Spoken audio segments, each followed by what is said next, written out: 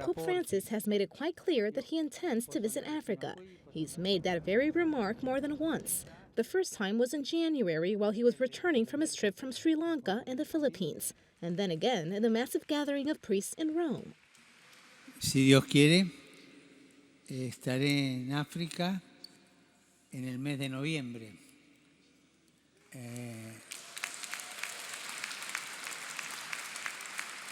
En la República Centroafricana primera y en Uganda después.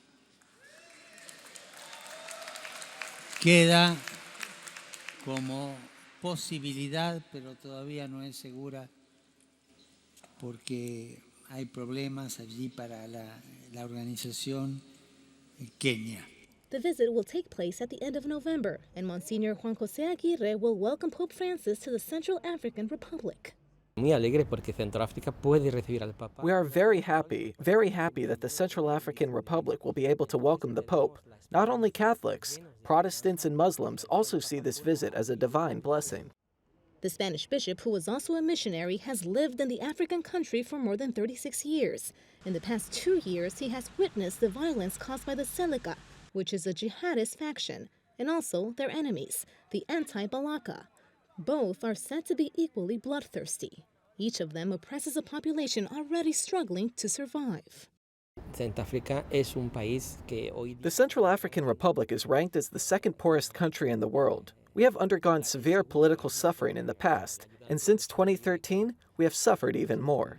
The Pope will find an enormous amount of poor people here who live on less than €1 a day, and yet he will find that these people are very religious. That poverty, though, should not define, says the bishop, people from the Central African Republic. The Pope will find people who are looking for hope. These are some pictures the bishop has carried out in his diocese of Wangazu. A few days ago, the bishops of the Central African Republic met with Pope Francis during their ad limina visit.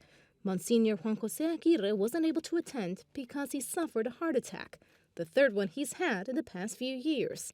But weeks later, after recovering, he visited Rome. This time, he spoke directly with Pope Francis. I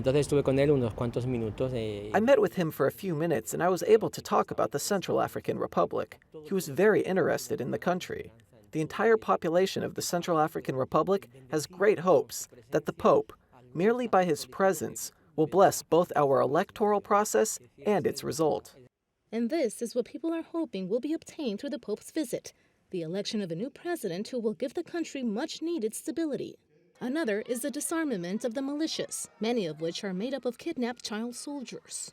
Despite the challenges, Monsignor Aguirre says there is still hope. And it's that very country, the bishop says, has given him a new attitude towards life and faith. Si volviera a nacer, volvería a hacer lo mismo. If I were born a second time, I would do everything the same way. Just like the poet Pablo Neruda says, I confess that I have lived. My life has been filled with precious moments, moments that make my heart swell with gratitude.